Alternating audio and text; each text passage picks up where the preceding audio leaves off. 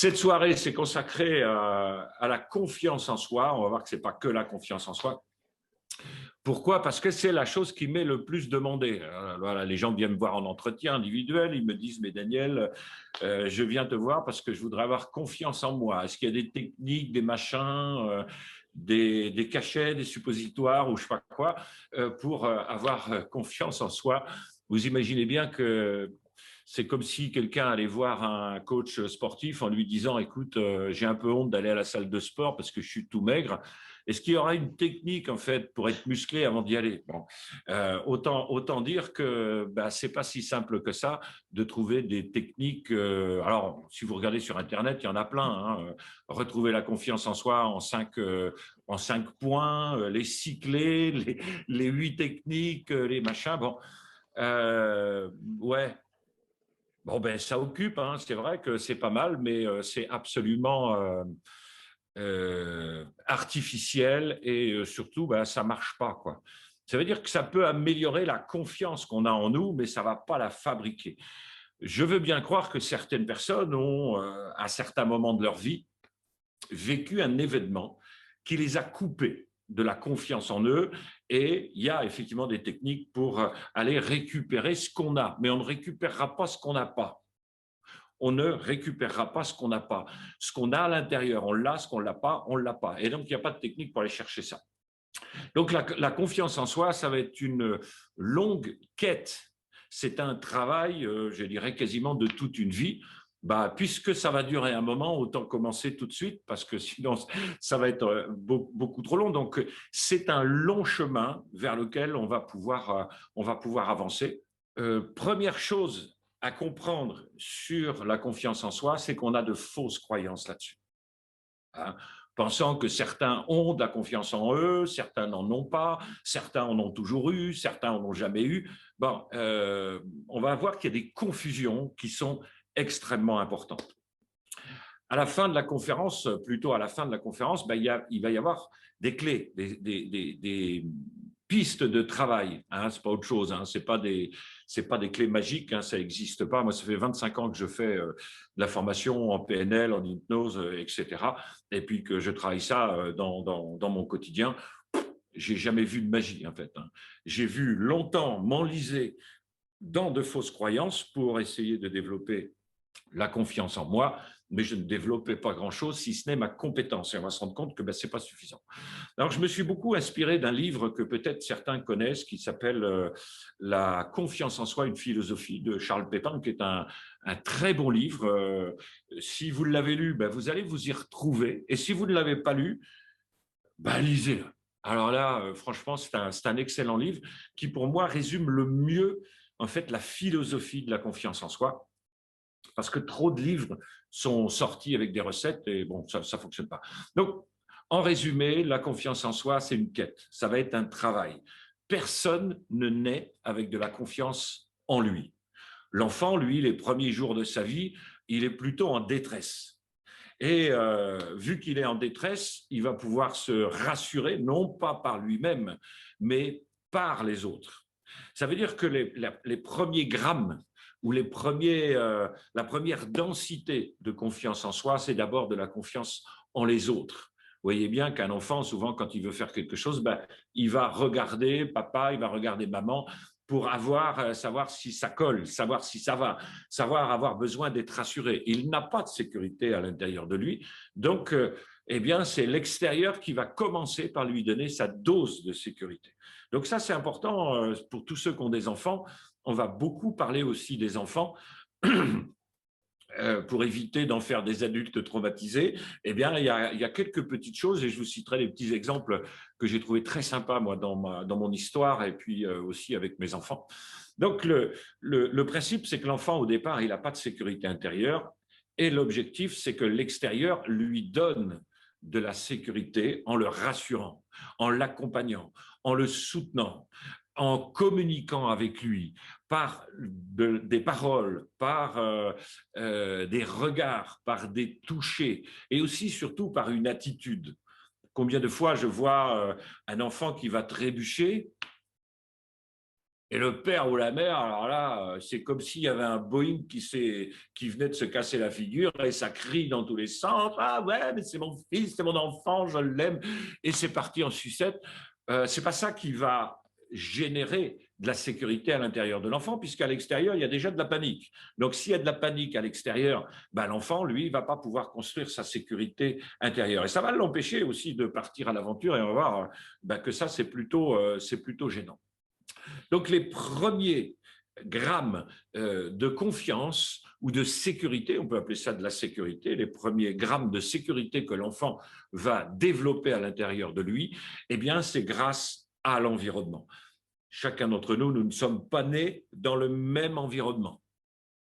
J'ai un ami qui est passé me voir hier et il n'a pas reçu ce truc-là.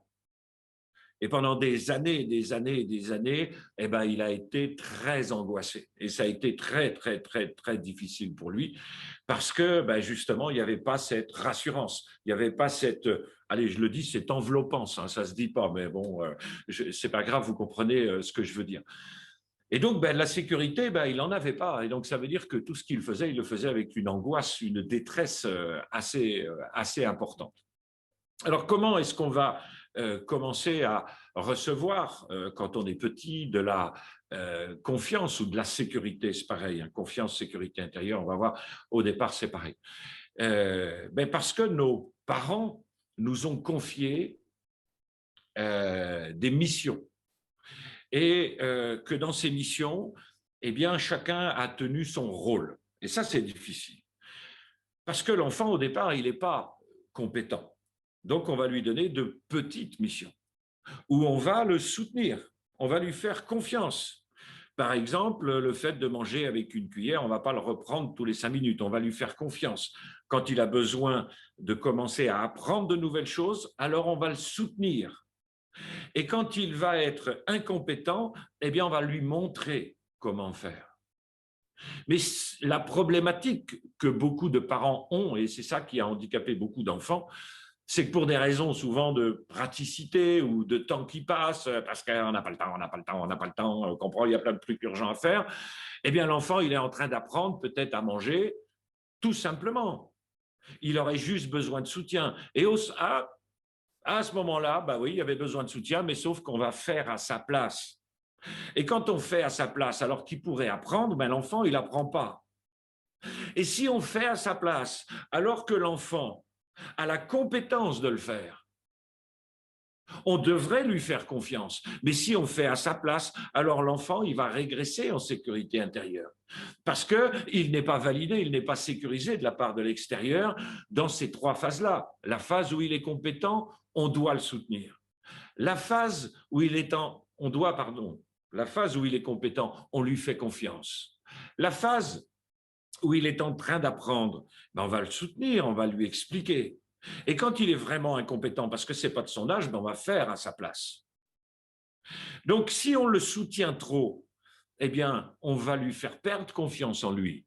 Si on ne le soutient pas assez, on ne va pas lui permettre d'apprendre.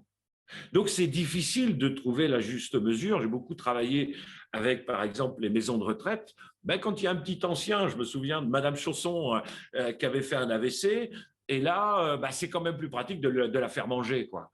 Oui, mais ce n'est pas parce que tu as fait un AVC que tu ne peux pas faire des choses, apprendre. Il y a ces 3 phases-là où compétence, apprentissage, incompétence. Quand on est dans la compétence, on a juste besoin qu'on nous fasse confiance. Moi, je fais des crêpes depuis l'âge de 7 ans. S'il y a quelqu'un dans mon dos qui est en train de me soutenir en me disant « tu vas y arriver », au bout d'un moment, je lui dis « mais pourquoi tu me dis ça ?»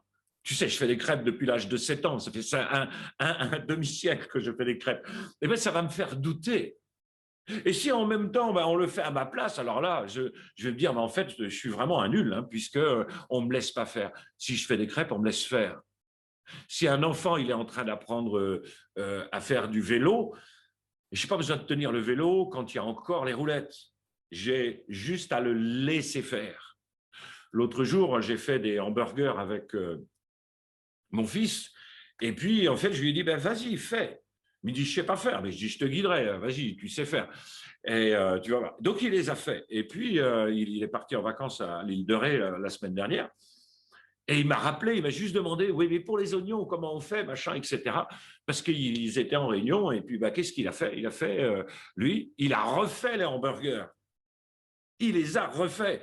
Donc, pourquoi? Parce que pour ce qu'il savait faire, je lui faisais confiance. Pour ce qu'il était en train d'apprendre, je le soutenais. Et puis, quand il était plus petit, ben, je faisais à sa place.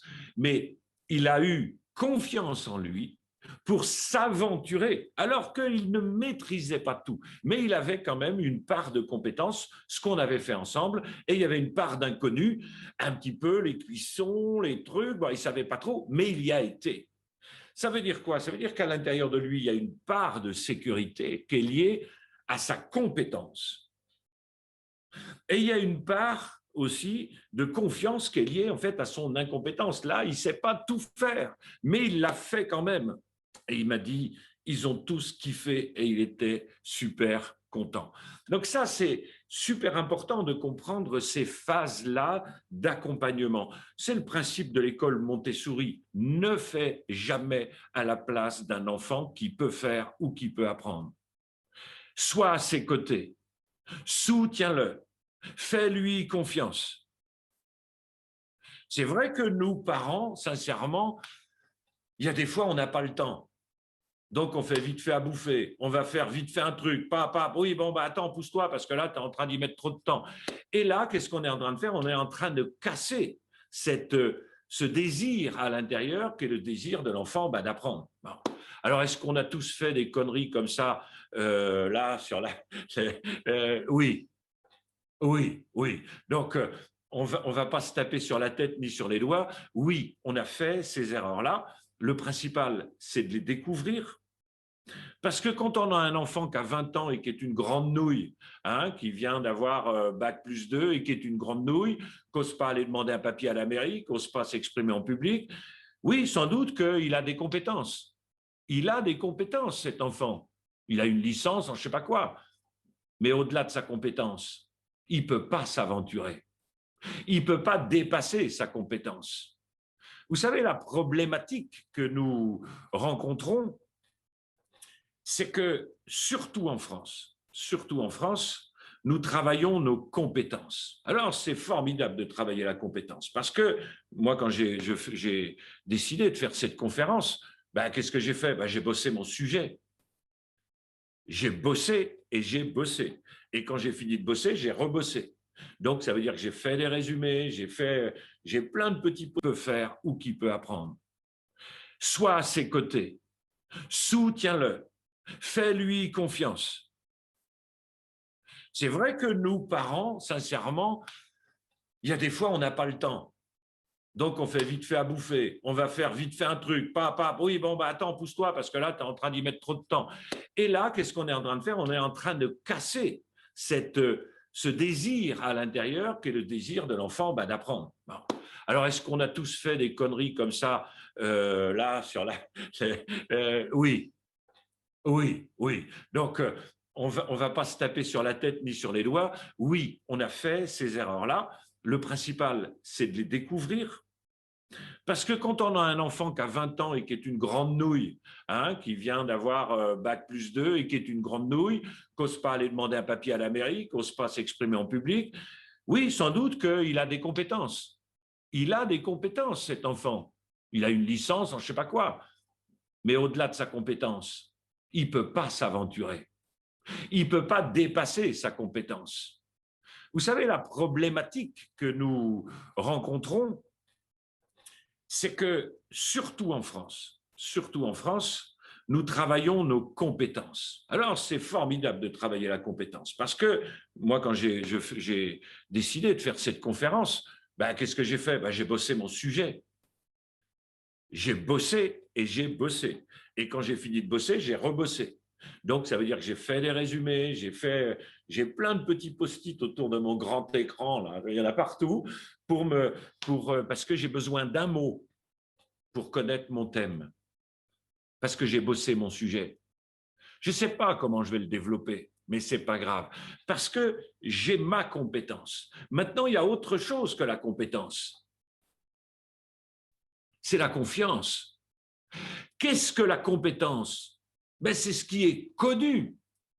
Qu'est-ce que la confiance? Ben, c'est la part inconnue dans laquelle je vais accepter d'aller malgré le fait que je ne maîtrise pas tout. Donc, qu'est-ce qu'on va faire avec un enfant? On va d'abord le sécuriser, lui expliquer, lui montrer, etc. Et ensuite, on va l'insécuriser pour que lui aille puiser à l'intérieur de lui autre chose que de la compétence. C'est quelque chose qui lui appartient. C'est quelque chose qui va faire qu'il va se dépasser. Vous avez des gens, ils sortent d'une formation d'ingénieur, formidable, formation d'ingénieur, le mec, il est bon pour résoudre des problèmes. Alors là, ouais, je suis ingénieur, je sais résoudre des problèmes. Alors là, j'ai fait 5 ans d'ingénieur, franchement, je suis bon. Ouais. T'as résolu le truc, là, dans l'entreprise? Ouais. Oui, c'est un problème, machin, j'ai réglé ça. OK. Est-ce que tu voudrais venir nous en parler en réunion? Faire une présentation? Ouais, mais ça, je ne sais pas faire. Et les mecs, ils sortent de l'école en se disant, j'ai confiance en moi. C'est de la flûte. Ils ont confiance en leurs compétences, en la compétence. La compétence, c'est ce qu'il y a de connu, c'est ce que j'ai bossé, c'est ma sécurité, c'est là où je suis à l'aise. La confiance, c'est la part inconnue, c'est la part où justement je ne suis pas à l'aise, où justement je vais garder cette place-là. Beaucoup de gens confondent, et c'est là où le drame se trouve.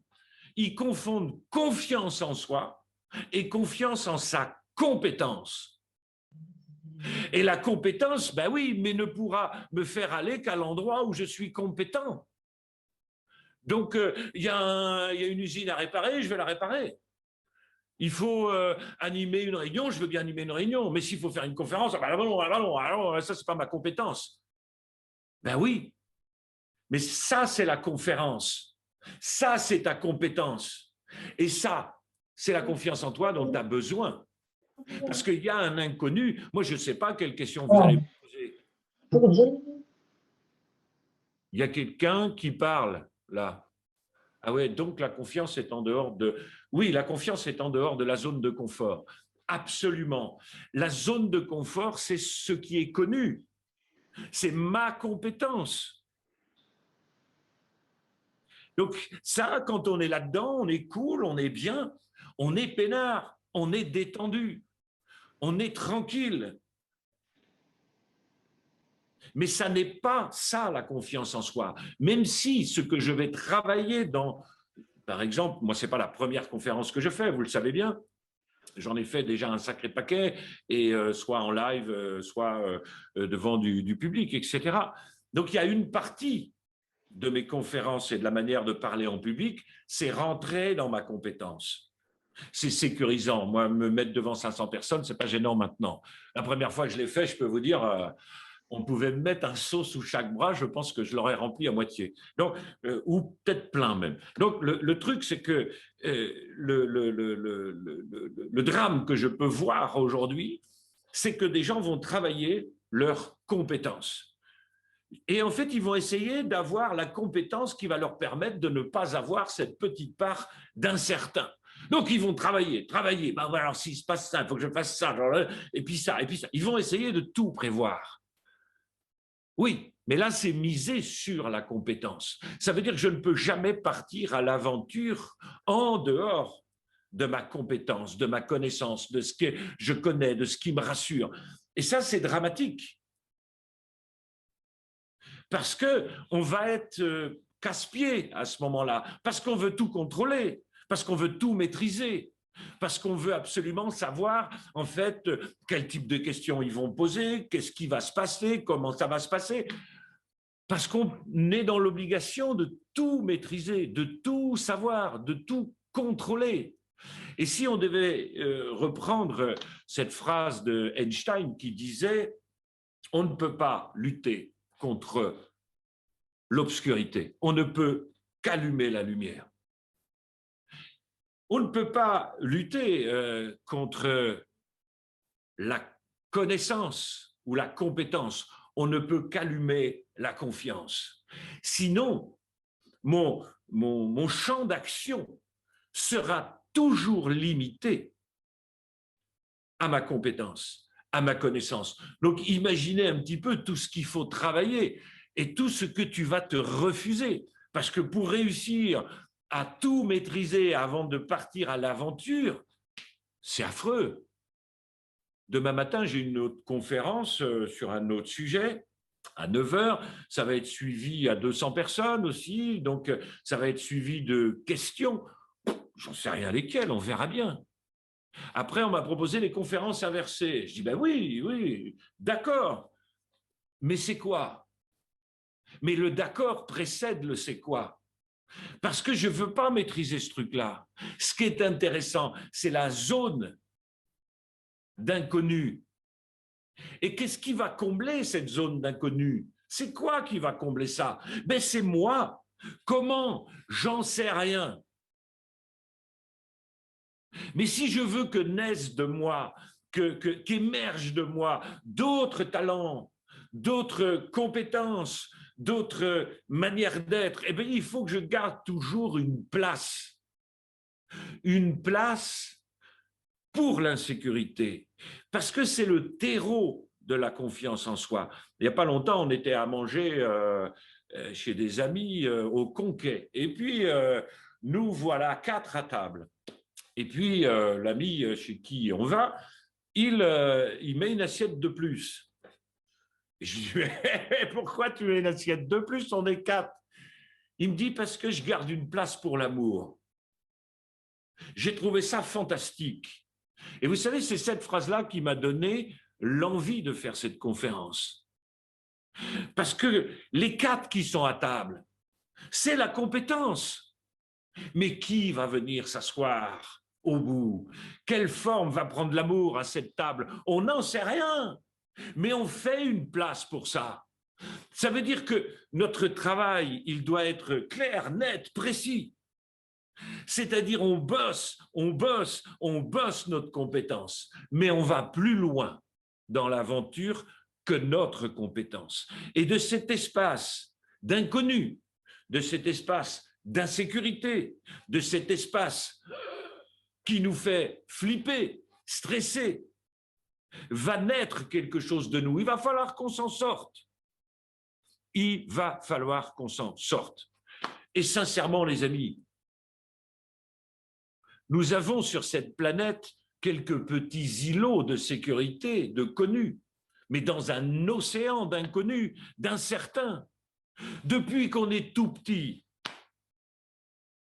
heureusement que je ne suis pas rebelle, parce que sinon, j'aurais envie de je ne sais pas quoi. Hein. Mais vous vous rendez compte qu'à l'école, on travaille la compétence, la compétence, la compétence, la compétence, la compétence, et jamais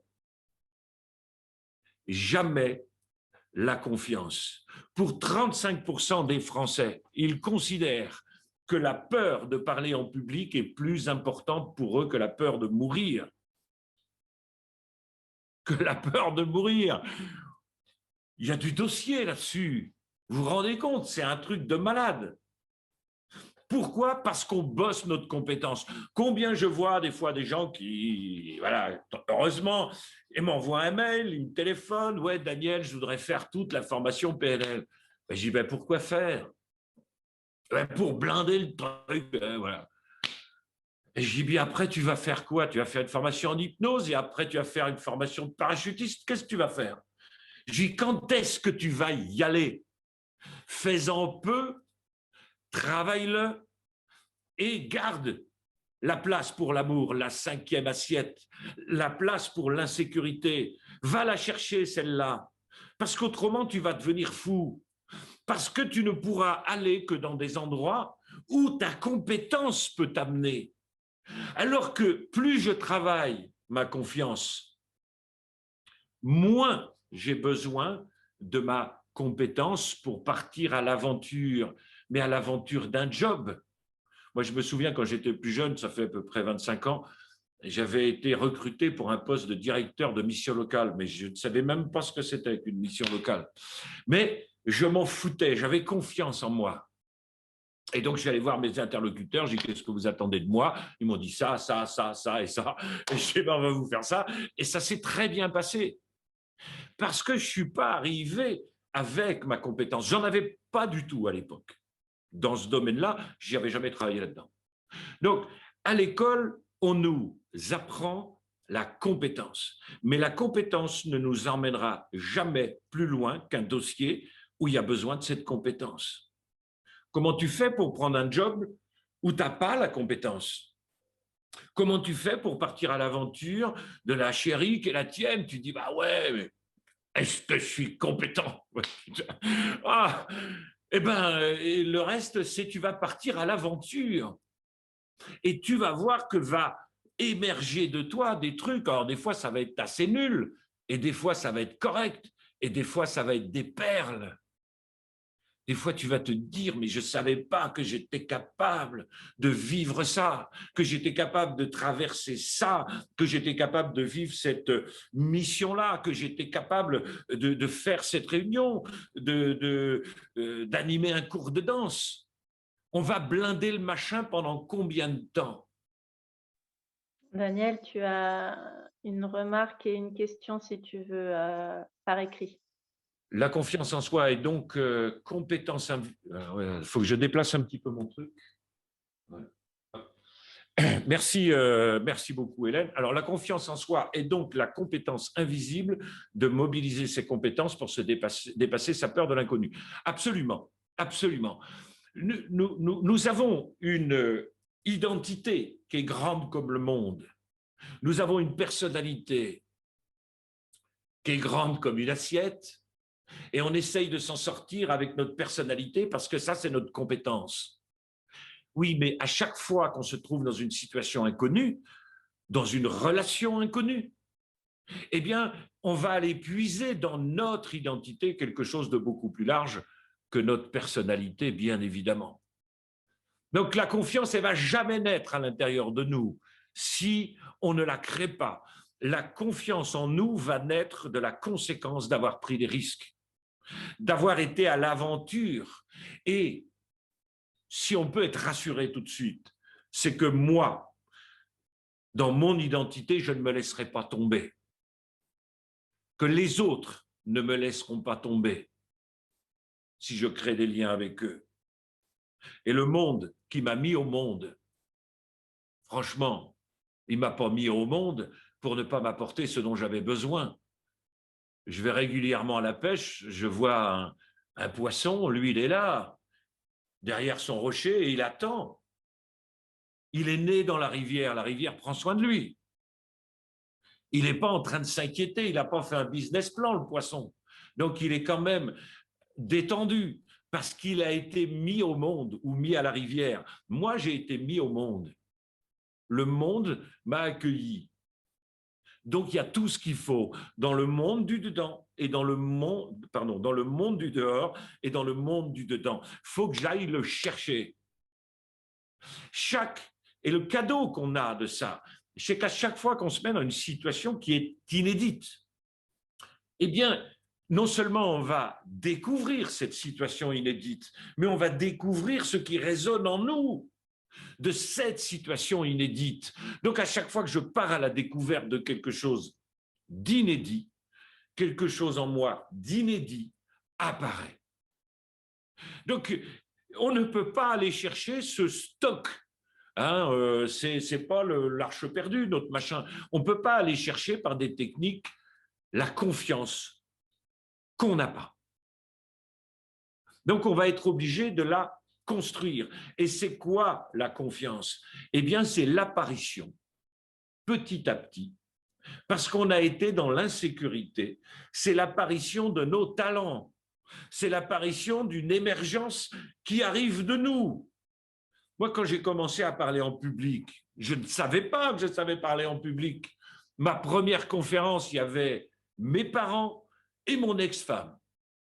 Voilà, un public incroyablement nombreux. Et, et j'ai fait ma conférence. Et puis j'ai dit, bah, j'aurais pas cru que j'y serais parvenu. Eh bien, j'aurais pas cru. J'aurais pas cru que j'aurais pu y parvenir.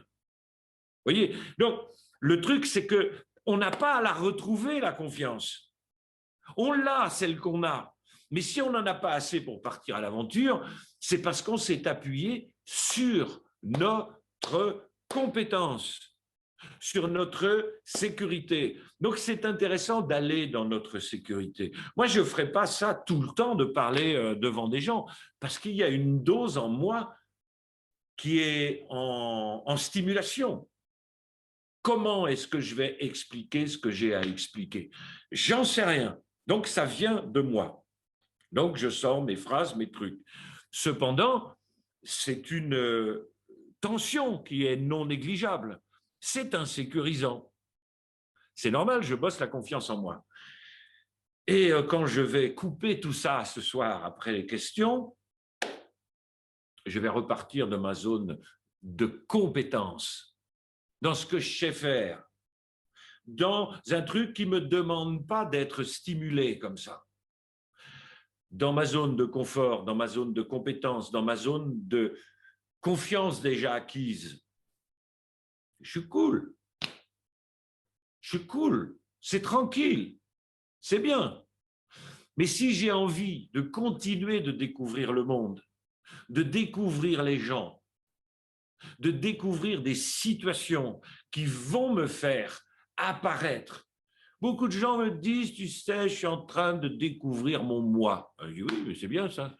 Tu fais ça avec quoi? T'es avec une loupe, hein, comment? Avec une pelle? Mais tu ne peux pas découvrir ton toi. Tu peux que partir à l'aventure. Quand tu fonces dans un mur, là, tu as une bosse. Tu découvres au travers du mur que ça peut te générer une bosse, en fait. Tu te découvres. Tu découvres ton côté marrant, ton côté sérieux. C'est parce que tu vas à l'aventure que tu te découvres. Tu découvres plus large que ce que tu connais déjà en toi. C'est ça l'aventure. Donc, on ne peut pas faire autrement. Autrement, c'est du flan. Ah, bien évidemment, il y a même des bouquins qui s'appellent La magie de la PNL. Et moi, je suis formateur en PNL depuis 25 ans.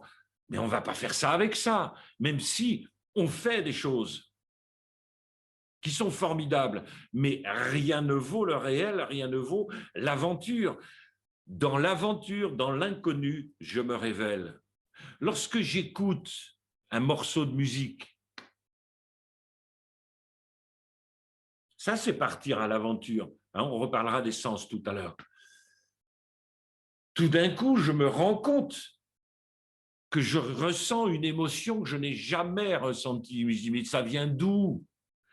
Mais ça vient de cette musique qui vient te toucher à un endroit où il n'y a que cette musique qui te touche. J'ai reçu un excellent ami hier que je n'avais pas vu depuis des années. Il m'a raconté son histoire et j'en ai eu les larmes aux yeux. Et ça m'a touché à un endroit où je ne pensais pas que ça allait me toucher. Parce que je suis allé à la rencontre, parce que je l'ai écouté, parce que je l'ai rencontré, parce que je l'ai questionné. Et tout d'un coup, ça m'a renvoyé, ça m'a allumé des parties de moi, je ne savais même pas qu'elles étaient là. Donc non seulement je les découvre, mais en plus je les vis. Quand on part, je reprendrai cette petite affaire du Conquet où on est allé manger il n'y a pas très longtemps. Certains peuvent sourire déjà. Et puis, ils ont tout rénové leur maison. Je dis, waouh, qu'est-ce que c'est beau et tout. Et moi, je suis rentré chez moi, j'avais envie de bricoler. J'avais envie de bricoler, ça avait rallumé le machin. J'ai dit, c'est fou. Mais comment je fais, moi, pour me rallumer ça avec un allume-gaz? Non, c'est parce qu'à un moment donné, je vais partir à l'aventure. Si je veux que quelque chose se rallume en moi, soit je l'ai déjà vécu et je l'ai. Donc, en le retrouvant, je peux peut-être le retrouver. Mais je ne peux pas retrouver ce qui ne s'est encore jamais allumé. Je ne sais pas, moi, dans les 10 ans qui vont venir, toutes les parties de moi qui vont émerger. Mais elles n'émergeront que si je laisse cette 5e assiette pour l'insécurité. Aimer cette insécurité, parce que c'est le seul et unique moyen de se rencontrer, de se découvrir, de faire apparaître la lumière, d'éclairer avec de grands lampadaires, voilà, des trucs qui étaient dans l'obscurité, qu'on sentait peut-être depuis des années, mais cette rencontre, cette musique, ce tableau, cette photographie, tout d'un coup, allume en moi quelque chose que je n'imaginais même pas. Je ne l'imaginais même pas. Donc, c'est ça qui est intéressant. La compétence, c'est bon, c'est fait, je connais. Ce que j'ai déjà découvert de moi, c'est bon, je connais. Ça me permettra de vivre ce que je connais. Maintenant, j'ai envie de vivre d'autres choses. Il va falloir que j'accepte cette 5e assiette, qui est celle de l'inconnu, de l'insécurité, et qui m'amène à aller à la rencontre. Vous pigez le truc? Si vous pigez le truc, vous me faites un petit pouce.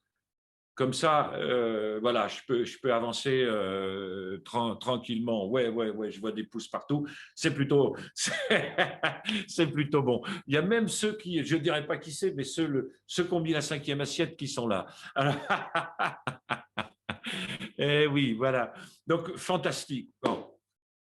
Et Christian aussi a levé la main, mais voilà.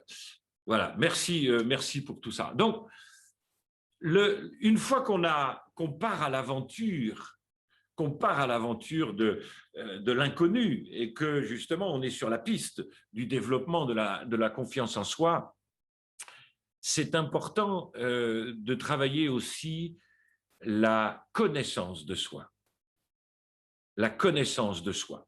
Ça, c'est pas simple. Hein, et beaucoup de gens remplacent la connaissance de soi par l'apprentissage de techniques, par l'apprentissage de connaissances des autres. On va vous dire que telle peinture, c'est beau, on va vous dire que telle voiture, c'est bien, on va vous dire que telle personne est sympa, on va vous dire que tel plat est bon, que telle couleur, c'est ça qu'il faut, que telle forme, ça qu'il faut. Wow, formidable. Sauf qu'on oublie un truc, c'est de se questionner soi-même. Et moi, qu'est-ce que j'en pense? Je vais vous donner un exemple qui est très simple. Vous savez, le lisier de cochon en Bretagne, on sait ce que c'est. Et tout le monde me dit que ça pue. Mais moi, quand je m'interroge, ça sent bon. Pourquoi? Parce que quand moi j'étais petit et que j'avais 13 ans peut-être, mon père il avait acheté un gros tracteur avec 4 roues motrices. Et il me dit, bah, tiens, vas-y, fais-le, va emmener le lisier là-bas, machin, etc. Et moi, j'étais là dans le tracteur comme ça, et j'étais heureux, et j'étais heureux. Et ce bonheur que je ressentais est associé à cette odeur. Plein de gens disent que ça pue. Mais si moi, je me questionne, putain, qu'est-ce que ça sent bon, cette fierté. Qu'est-ce que ça sent bon. Combien, jusqu'à l'âge de 18 ans, non, plus que ça, jusqu'à l'âge de 30 ans, j'ai mangé le steak saignant. Parce que tout le monde mangeait dans mes copains le steak saignant. Ils disaient que c'est comme ça que c'est meilleur. Mais moi, ce que j'aimais dans le steak saignant, c'était les bords, parce qu'ils étaient bien cuits. Et j'ai mis 15 ans à me dire, mais au fond, moi, qu'est-ce que j'aime? Mais j'aime bien cuit, super bien cuit, à tel point que je me suis même fait virer d'un restaurant parce que le cuistot, il ne voulait pas le faire cuire comme je voulais. Hein? Mais moi, je dis, c'est ça que j'aime. Donc, s'interroger, se questionner. À l'école, on nous dit comment penser, on nous dit quoi penser, on nous dit quoi apprendre, on nous dit cette poésie. Il y a même la lettre de je ne sais plus qui que Sarkozy voulait qu'on lise parce que c'est une lettre qui était importante. Très bien. Mais ce qu'on te demande, toi, qu'est-ce que tu en penses? Non. On ne te le demande pas. Donc, tu ne prends pas l'habitude de te poser cette question. Qu'est-ce que tu en penses? De se questionner, de s'interroger par rapport à ça. d'aller à la rencontre de soi. C'est bien de développer la confiance en soi et c'est bien de l'accompagner aussi par une connaissance de soi. Et l'ami qui est passé il n'y a pas longtemps, il a vraiment pris des coups et il me dit, tu sais, tous les mardis matins, je vais voir mon psychanalyse. Il dit, c'est le meilleur moment de la semaine. Je dis, mais pourquoi? Il dit, mais parce que c'est une rencontre avec moi. Ah, c'est bien ça. C'est bien. Et nous, on en a des rencontres avec nous, on n'en a pas. Oh, on en a quand on a le temps. Et c'est pour ça que et pourquoi, en fait, on en a quand on a le temps? Ben parce que dans notre monde, il y a beaucoup de choses qui sont urgentes. Il y a plein de trucs, c'est urgent, le contrôle technique de la bagnole, il faut faire les courses. Et puis maintenant, il faut rentrer à 18h. Attention, attention, attention. Voilà, oui. C'est pour votre santé, c'est pour votre bien. Voilà, compris. On a tous compris que c'était pour notre bien. Bon, donc, alors, il y a plein de trucs qui sont urgents. Mais la question à se poser, c'est en fait, qu'est-ce qui est important pour moi? C'est urgent de répondre à tout ça. Mais qu'est-ce qui est important pour moi? Les enfants, ma chérie, mon chéri, ma maman, mon chien, ma santé, mon bien-être. Ben en fait, pour pouvoir avoir le temps de se poser ces questions importantes, il y a une clé qui est absolument essentielle, c'est que nous sommes dans l'obligation, à cause des choses importantes, nous sommes dans l'obligation de nous fixer des rituels. Et c'est ça que mon pote, il aime bien tous les mardis matins. Il a rendez-vous avec lui. Et chacun peut le faire en faisant du yoga, de la danse, des massages, peu importe ce que c'est. Mais on va se faire niquer. S'il faut toujours se battre pour avoir un petit moment pour soi, quasiment obligé de dire pour qu'on nous foute la paix qu'on a le Covid. Alors bon, là, ça marche, les gens s'éloignent. Mais autrement, qu'est-ce qu'on peut faire pour qu'on nous foute la paix? Eh bien, en fait, nous-mêmes, on s'est engagés dans plein de trucs urgents. Donc, on n'a pas de temps pour soi, pour se dire, mais en fait, moi, qu'est-ce qui est important pour moi? Non pas ce qui est urgent, on sait bien ce qui est urgent. J'ai toute une liste de mails à laquelle je dois répondre, les formations, les conventions, les machins. Là, je suis en train de vendre une maison, il faut faire les diagnostics pour les chiottes et tout. Ah, on n'en finira donc jamais. Non. Donc, on n'en finira donc jamais. Bon. Donc, ça, c'est clair, c'est précis. On n'en finira donc jamais. Donc, des trucs urgents, il y en aura tout le temps. Mais quand on annonce à quelqu'un que le samedi, on n'est pas là, que vendredi soir, on fait son yoga, que le dimanche, non, on ne travaille pas, le samedi, non plus, que, eh bien, on pose les bases. Et si on ne les pose pas avant, en fait, l'urgent va venir manger l'important. Et l'important, c'est d'avoir du temps pour se questionner soi et se poser la question, en fait, qu'est-ce qui est important pour moi? Qu'est-ce que j'ai envie de développer? Qu'est-ce que j'ai envie de découvrir de moi et quelle aventure inconnue j'ai envie de vivre? Moi, je suis parti sur l'écriture d'un livre. Franchement, j'écris pas comme je parle, hein, parce que quand j'écris, eh ben, on comprend rien. Voilà. J'avais fait voir quelques écrits à quelqu'un qui m'aide. Ah, il m'a dit, on comprend, mais il faut avoir à peu près suivi toutes tes formations. Ah, j'ai dit oui, effectivement. Donc, il y a un minimum. Donc, je pars à une aventure qui me semble absolument compliquée, mais ça me plaît parce que je vais découvrir en moi ce désir, cette patience, ce verbe. Et ça m'intéresse. C'est pas ma zone de confort, mais ce qui m'intéresse au travers ce livre, qui est important pour moi, certes, mais c'est ce que je vais rencontrer de moi. Et quand j'ai travaillé avec ce gars-là qui m'aide, eh bien, il n'est pas comme moi. Pas du tout, c'est un mec branché, 100% réussite, business, machin. Puis il dit, t'écris un livre, c'est un best-seller, oh, ça vaut pas la peine. Ah oui, oui, oui. Ouais, je sais, moi j'avais deux, trois idées. Hein. Elle me dit non, c'est pas deux, trois idées. Et moi, ça me fait peur, ces machins-là. Et ben donc, on y va. L'aventure m'intéresse parce que dans la rencontre à cet homme dans la rencontre à l'écriture, dans la rencontre avec ce projet qui est en dehors de ma zone de compétence, mais qui je vais rencontrer? Ben moi. Moi, dans un an, j'aurais découvert des parties de moi que je ne connaissais pas. On ne peut pas se rencontrer sans rencontrer l'extérieur.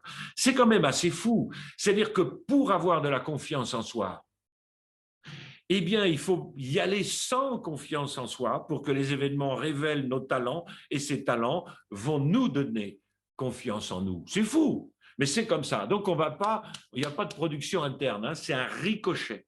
C'est comme si le jour où on arrive au monde, le monde est devant nous et on se voit entièrement dans un miroir. Et là, tu dis, waouh! Et en faisant waouh, ça pousse le miroir et il tombe par terre et il casse en 1000 morceaux. Tu te dis, merde, j'ai pété le miroir. Tu regardes, tu dis, je suis vraiment désolé. Ben, de toute façon, c'était toi. Alors, donc, et en fait, le truc, c'est que chaque petit bout de miroir, il n'est pas penché de la même manière quand il est tombé par terre. Quand tu te penches dessus, tu ne vois pas grand-chose. Alors, pour reconstituer ton histoire, il va falloir que tu ailles voir chaque petit morceau de miroir. Et chaque petit morceau de miroir, c'est une aventure. C'est une aventure extérieure. Ensuite, je me questionne à l'intérieur pour aller, bien évidemment, voir qu'est-ce que j'ai envie de vivre, qui je veux être.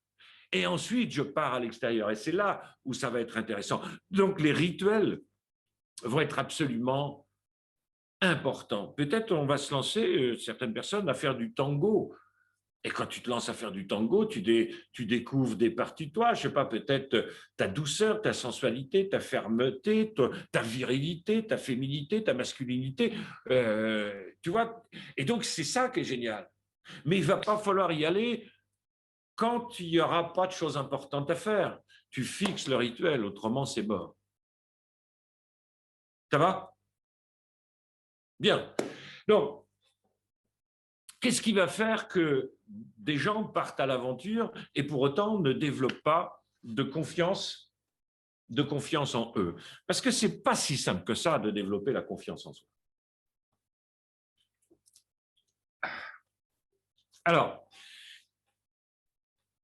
vous avez déjà vu des gens déprimés, vous avez déjà vu des gens qui sont coincés dans leurs compétences. Eh bien, il y a un truc qui n'est pas allumé chez eux. C'est leur sens. La vue, l'ouïe, l'odorat, le goût et le toucher. Ça veut dire quoi? Ça veut dire que même si je vais au théâtre, voir une pièce de théâtre, mais que mes sens ne sont pas allumés, eh bien l'extérieur ne va pas venir me toucher. Donc la première chose à faire, c'est que quand tu te trouves devant un film, devant une musique, ouvre tes sens. Les gens déprimés, quand ils marchent dans la rue, ils regardent le sol, ils n'entendent rien. Ils sont dans leur bulle, ils sont dans leur monde. Et donc leur vie n'a pas de sens. Parce qu'en fait, ils vivent dans une coquille fermée, dans laquelle parfois il y a une bonne ambiance, puis parfois il y a une mauvaise ambiance, puis des fois il y a une ambiance un peu pourrie, un peu déprimée. Et la personne est boucle à l'intérieur de ce truc-là. Ça sent un petit peu d'ailleurs le renfermer, je crois que tout le monde n'a pas la VMC.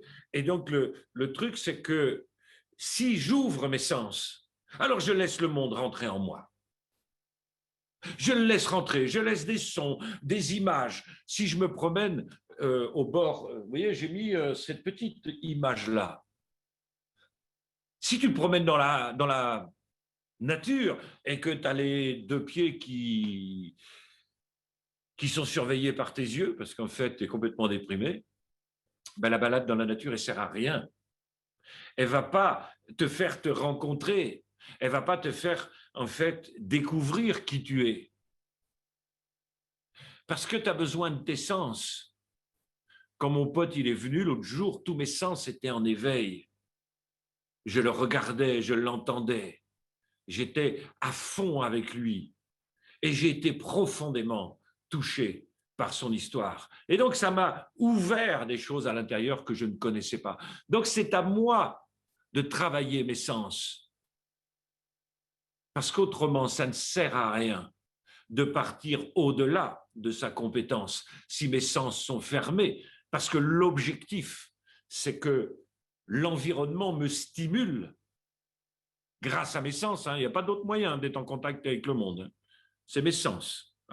Donc, je suis en contact avec le monde, mes sens sont ouverts, je suis dans une situation que je ne maîtrise pas à fond. Eh bien, le monde, là, va venir me stimuler de manière à sortir ce dont j'ai besoin. Quand un client m'appelle, je n'ai pas besoin de savoir de quoi il va ou qu'est-ce que j'ai besoin de savoir lui dire. Je l'écoute, je le regarde, je lui pose des questions. Et tout d'un coup, moi, dans mon esprit, ça c'est clair, je commence à comprendre ce qu'il raconte. Je commence à comprendre si on peut travailler ensemble. Je commence à comprendre ce que je pourrais lui proposer. Parce que je suis ouvert par mes sens. Mais si je suis coupé dans ma tête et que je suis dans ma tête en train de me dire « Ouais, mais alors, qu'est-ce que je vais bien pouvoir lui raconter ?» En fait, je suis coupé. Donc, il n'y a rien qui va se déclencher en moi. Rien du tout. Et c'est ça qui est intéressant. C'est que pour pouvoir développer de la confiance en moi, il faut que je parte à l'aventure de l'inconnu et en même temps que je sois pleinement ouvert.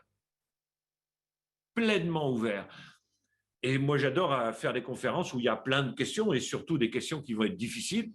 Là, tu en as une. Hélène me dit, là, tu en as une. Travailler ses sens, pleine conscience au moment présent. Non, pleine présence. Pleine présence. Et ce que la conscience, je peux être très conscient d'être là.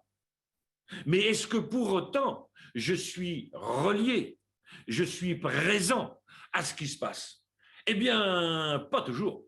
Moi, il y a des fois, je suis allé dans les soirées, j'étais pleinement conscient d'être dans une soirée de merde, et donc, j'étais complètement fermé. Et donc, je ne ressentais absolument pas la situation. Donc, la pleine conscience, oh, ça m'emmerde. Donc, ce qui va m'intéresser, c'est la pleine présence. Être présent, être là. Pour être là, eh bien, comment on fait pour être là? Eh bien, il faut entendre ce qui se passe, il faut voir ce qui se passe, il faut ressentir ce qui se passe, goûter ce qui se passe comme un enfant. Un enfant, il n'est pas dans la pleine conscience, lui. Quand il fout tout ton truc apéro là, que tu as sur la table basse, là, et qui vient et qui goûte et qui fait un... Lui, il est pleinement présent. D'ailleurs, tu as envie qu'il soit présent ailleurs, parce qu'il t'emmerde. Le truc, c'est la pleine présence. Et pour être présent, c'est pas de la conscience, c'est le sens. J'ouvre mes yeux, j'ouvre mes oreilles, et je suis là, et je suis présent. Si il y a des gens qui peuvent venir chez moi, je ne suis pas disponible, je suis conscient qu'ils sont là, mais je ne suis pas présent. Donc, c'est la présence qui va être là. Mais je comprends très bien la subtilité, parce qu'on parle beaucoup de pleine conscience. Je préfère parler de pleine présence, parce que là, l'environnement m'impacte. Et bon sang, si je suis dans un environnement, c'est pour qu'il m'impacte. Si j'ai envie de ne pas être impacté par un environnement, eh ben je vais dans mon bain, ou je vais dans ma chambre, ou je vais dans mon bureau, ou je rentre chez moi. Mais si je vais à un endroit, je décide d'aller à un endroit, c'est pour être présent. Les plus grandes tristesses de ma vie ont été d'être à un endroit sans être présent, et même en voulant être ailleurs. Et ça, je trouve que c'est assez... Ça, c'était des grandes tristesses pour moi de ne pas réussir à être présent. Être conscient, ce n'est pas un problème pour moi. Mais être... je regarde juste, il y a une autre question, très bien. Être présent, c'est la clé. Et pour ça, il faut ouvrir ses sens. Eh bien, ce n'est pas si facile que ça. Moi qui suis un mental, je peux discuter avec quelqu'un et en fait, être beaucoup dans ma tête, et faire des petits accès comme ça à l'extérieur pour vérifier si ce que je pense, ça se vérifie. Bon. Donc, autant dire que je ne suis pas présent. Donc, ce travail de présence à l'autre, de présence, je ne sais pas, à mon chien, de présence à un repas.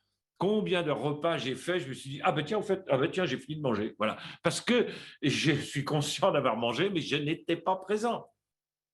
J'étais parti ailleurs que dans mes sens, dans mon mental, dans mes émotions, dans mon corps, peu importe. Ce n'est pas parce qu'on est à l'intérieur de soi qu'on est présent. À l'intérieur de soi, on peut être conscient. Mais ce n'est pas du tout le même résultat. Si je veux me rencontrer, alors je dois rencontrer l'événement, je dois rencontrer la personne, je dois rencontrer ce repas, je dois rencontrer ce tableau, je dois rencontrer cette musique. Eh bien, comment je fais pour le rencontrer? Je n'ai que mes sens, parce que tout ça se trouve à l'extérieur de moi. Je n'ai que ça.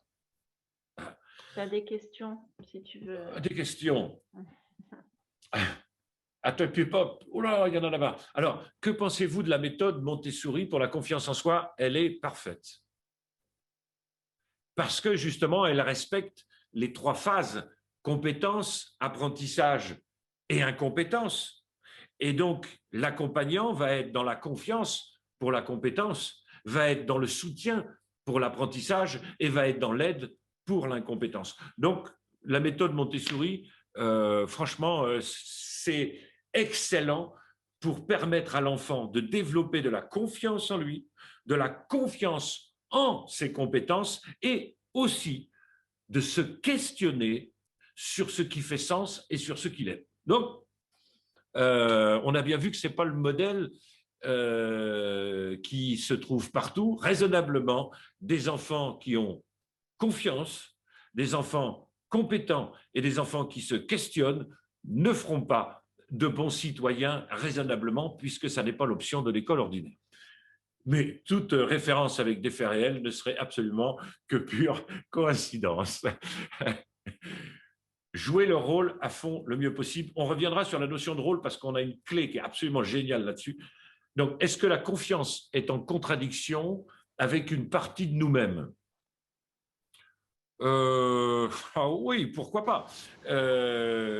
Moi, j'ai une partie qui est flippée, mais que j'appelle Picsou d'ailleurs. Hein. Tiens, en parlant de Picsou, il y a une cagnotte en fait. Cagnotte Litchi, n'oubliez pas. Voilà, merci de m'avoir fait penser à cette partie qui est toujours un peu flippée. Oui, bien sûr que ça va rentrer en percussion avec une partie de nous qui peut préférer la sécurité, etc. Sauf que c'est une illusion. Il est temps de dire à cette partie, dis donc, trouve-moi quelque chose de stable sur cette planète, trouve-moi quelque chose de constant sur cette planète, trouve-moi quelque chose de sécure sur cette planète, trouve-moi quelque chose sur lequel tu vas pouvoir complètement te reposer. Mais que dalle!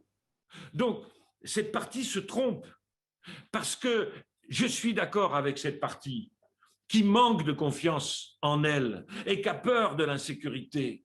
Mais ce qu'on a besoin de lui dire, c'est que c'est 99% d'insécurité, la vie, pour 1% de connu ou de sécurité. La survie, oui, 80-90% de sécurité. On refait toujours plus de la même chose. Mais on parle à des gens là que je vois en face de moi. Votre projet, ce n'est pas de survivre. Votre projet, c'est vivre. Sinon, dans 3 semaines, je peux faire un truc sur un EHPAD ou un truc comme ça, puis vous revenez si des fois. Mais moi, mon truc là, c'est vivre, c'est partir à l'aventure, c'est ressentir, se sentir vivant, aller vers quelque chose où on se dit ouais, je suis en train d'avancer vers la personne que j'ai envie d'être, je suis en train d'avancer vers la vie que j'ai envie de vivre. Je suis en train de faire des trucs qui ont du sens pour moi, je suis en train de faire des trucs que j'aime. Donc oui, ça me plaît. Donc, moi, cette partie-là, je lui dis toujours, écoute, on va aller avec un maximum de sécurité dans l'insécurité. Et je peux te dire que je vais, pour toi, travailler mon sujet. J'ai 1 micro, 2 micros, 3 micros, 4 micros, si des fois il y en a un qui tombe en panne, ce qui était le cas tout à l'heure. Je dis, ça va? Il y a de l'insécurité dans cette partie-là. Il y a de la trouille. Mais faire croire à cette partie qu'on va pouvoir vivre une vie sécurisante sans confiance en soi, c'est une folie. C'est un mensonge. Nous vivons en permanence dans l'inconnu et dans l'insécurité. Est-ce qu'on sait quand est-ce qu'on va aller bouffer au resto? Non. Est-ce qu'on sait si avec le vaccin, on bandera encore ou nos enfants pourront avoir des enfants? On n'en sait rien. Donc, on vit dans un monde tout à fait insécure. Eh bien, c'est comme ça. Donc, le truc, c'est que, est-ce qu'on doit absolument trouver un monde sécure, mais vous savez qu'il y a beaucoup de gens qui le réclament. Il y a des gens qui réclament que tout le monde mette le masque, il y a des gens qui réclament plus de confinement. Vous savez pourquoi? Parce que ça permet à ne pas avoir à faire face au manque de confiance en soi, en disant « Ah ben non, je ne peux pas venir ce week-end. Hein. » Ben pourquoi? Il y a un confinement. Oui, mais en 2019 non plus, il n'y en avait pas. Oui, mais à ce moment-là, je n'avais pas confiance en moi. Donc, mais ce qui est intéressant, c'est que derrière la contrainte, je suis abrité, je suis peinard. Je n'ai pas à vous dire qu'en fait, j'ai peur, je n'ai pas confiance en moi. Non, non, non, non, c'est à cause de la contrainte. Pourquoi les gens demandent autant de contraintes? Eh bien, plus ils demanderont de contraintes, moins ils auront confiance en eux. Et ça permet de garder un ego à peu près acceptable en disant « Mais non, c'est pas parce que j'ai pas confiance en moi, c'est à cause des contraintes qu'on peut pas venir manger chez vous. » Donc, moins on aura un pays qui a confiance en lui, plus les lois liberticides, enfin, sécurisantes, excusez-moi, donc plus les lois sécurisantes vont être acceptées. Donc, il n'y a pas intérêt d'ouvrir que des écoles Montessori. Hein. Ah, parce que Macron, il finit en poulet fermier. Hein. Donc, le truc, ça ne serait pas possible. Parce qu'on n'accepterait pas. On dit, mais ça n'a aucun sens. Ben non, ça n'a pas de sens. On ne peut pas vivre ce qu'on a envie de vivre. Donc, j'ai perdu le fil. Bon, c'est pas grave, ça m'arrive. Donc, la question, comment se relever d'une confiance trompée? Ben moi, l'année dernière, j'ai planté des tomates, 18 pieds de tomates, comme tous les ans. J'ai mangé d'excellentes tomates du marché parce qu'elles ont toutes crevé, tout a été malade. Alors cette année, je vais en replanter parce que c'est normal, il y a des fois, ça marche et des fois, ça ne marche pas. On ne se répare pas d'une confiance trompée avec du mercurochrome, mais en continuant et d'aller vers l'autre. Et la confiance, ce n'est pas quelque chose qu'on donne. Sinon, autant donner son numéro de carte bleue. Donc, on ne va pas donner la confiance. On va avoir confiance dans la relation, de voir ce qui va émerger. Des fois, c'est des trucs super, puis des fois, ça ne nous convient pas. Mais la confiance, en fait, on n'est pas trompé. C'est nos illusions qui s'effondrent. Les illusions se fracassent sur le mur de la réalité. Tout ça, c'était une illusion. On a cru parce que le mec, il avait je ne sais pas quoi, ou la nana, elle était comme si, on a eu confiance. Mais fais confiance en toi pour savoir que quand tu vas à la rencontre de l'autre, c'est de l'inconnu. Des fois, ça produira des résultats incroyablement sympas, des fois incroyablement ordinaires et des fois incroyablement nuls. C'est comme un jardin, en fait. C'est vivant, tout ça. C'est vivant. Mes tomates, moi, elles ont toutes eu le milieu. Hein. Et pourtant, j'avais acheté des trucs bio, machin, tout. Que dalle. Ah, je suis déçu. J'ai été trahi par mes tomates. Mais non, non, c'est normal tout ça. J'avais 3 poules. Il y a un connard de renard qui m'a bouffé les 3 en une nuit. On ne peut pas faire confiance en les renards. Hein. Voilà. Mais en fait, tout ça, si tu as des poules à la campagne, profites-en. Si tu as un chat à la campagne, profites-en. Parce qu'il va se faire buter par une voiture ou un chasseur. C'est comme ça. Donc, profites-en. Les choses ne sont pas sécures. C'est à toi d'accepter cette insécurité, cet inconnu. On n'y peut rien. Personne ne nous trahit. C'est nous qui avons complètement halluciné le truc. Complètement halluciné le truc. Donc, les gens, ça n'allait pas trop vite, les gens continuent de se mentir. Oui, c'est parti. Ce sont nos attentes qui nous trompent, bien sûr. T'as pas de bol, Daniel? Ben non. En fait, c'est normal, je vis à la campagne. Si je vivais en appartement, C'est rare, les renards, mais là, c'est normal. Et c'est ça qui est sympa aussi. C'est-à-dire que tu pars à l'aventure d'un amoureux, d'une amoureuse, mais vieux truc, tu sais pas. Ou alors tu vas lui poser la question, ouais, mais est-ce que le dernier jour de ma mort, tu seras là? Je sais rien, moi, je serais peut-être mort avant, qu'est-ce que tu me racontes? Donc, on n'en sait rien. Qu'est-ce qu'on peut se promettre?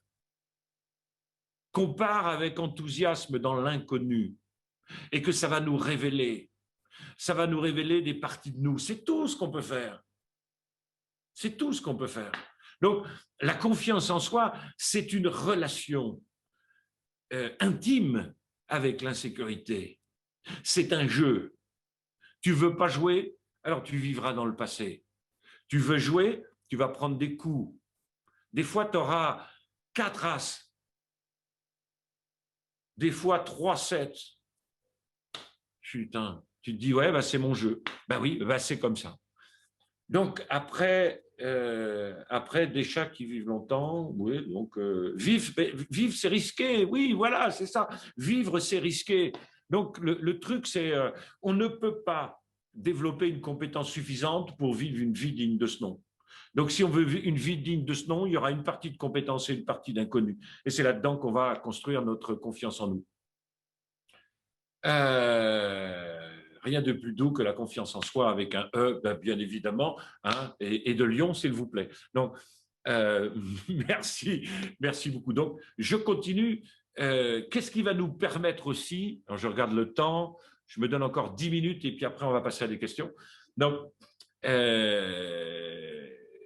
je suis obligé de faire des choix, mais je vais revenir sur la notion de choisir et décider. Beaucoup de gens me disent, ouais, mais j'ai pas le choix. Mais on s'en fout que tu n'aies pas le choix. Décide quand même. C'est pas parce que le choix, c'est quelque chose, soit que le monde nous offre, ou soit que notre tête calcule.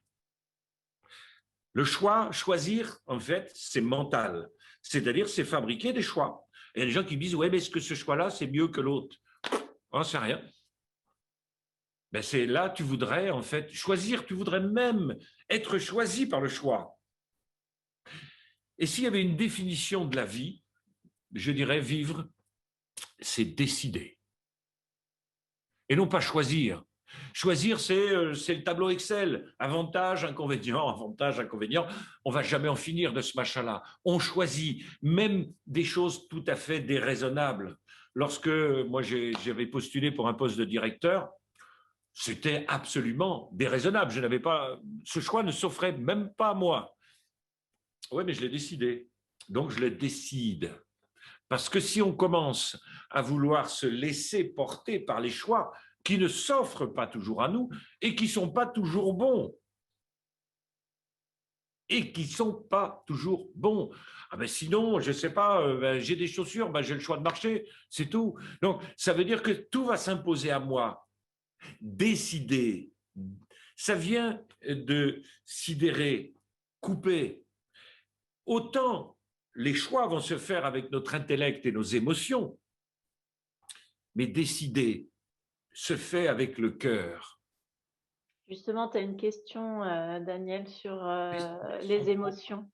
Oui, de décider, c'est assumer et oui, c'est assumer. Non, mais est-ce que tu peux avoir confiance, mais être...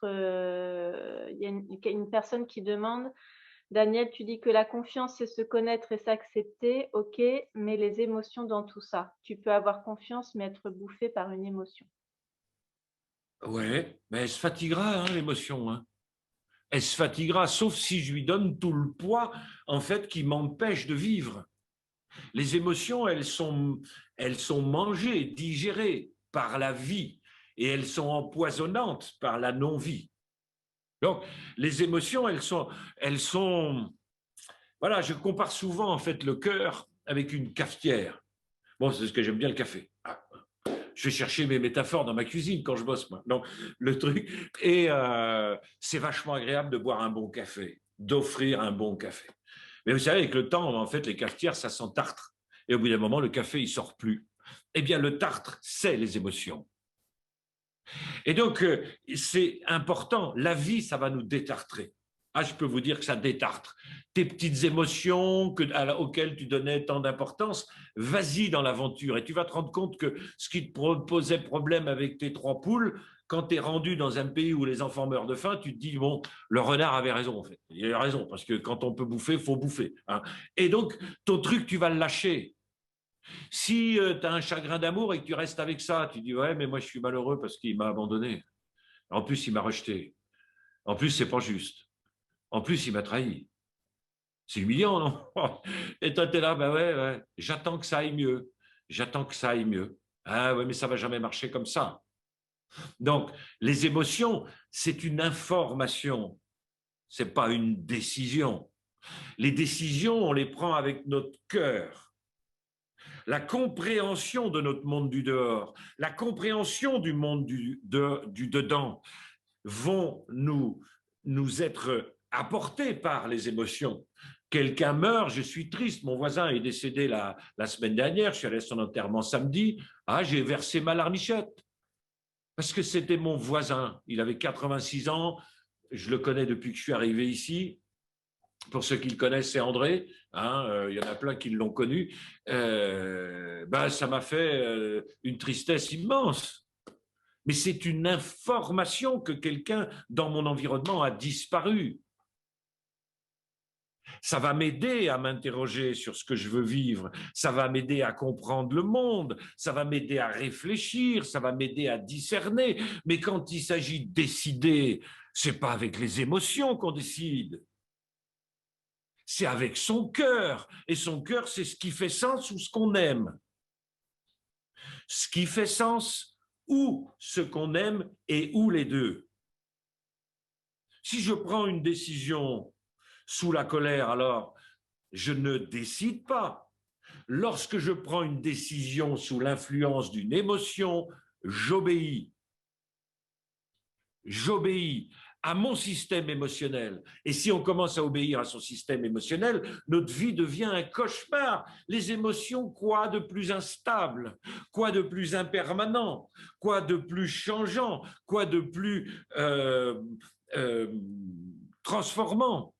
Il y a toutes les émotions externes, l'amour, la joie, la tristesse, la colère, le dégoût, le désir, et à l'intérieur, la liste est sans fin.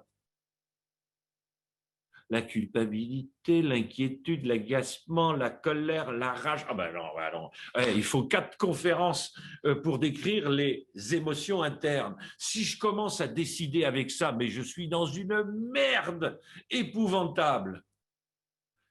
La culture des émotions, elle est fantastique, mais jamais pour décider.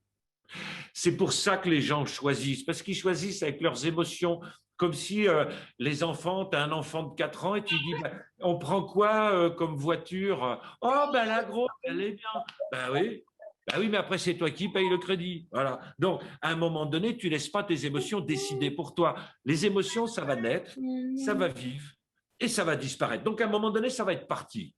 Et quand ton émotion, elle est partie, t'inquiète pas que le vendeur, il sait bien ça, hein, te mettre en émotion en disant, t'as vu, hein, parce que j'ai vu votre voisin, en fait, il a pris le modèle. Ben, par contre, il n'a pas le modèle avec la clim, machin, multizone et tout ça, hein. Ah ouais?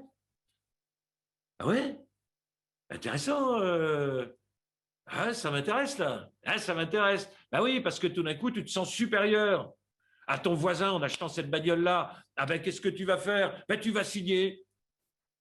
Mais tu ne l'as pas décidé, en fait. Tu n'avais pas le choix.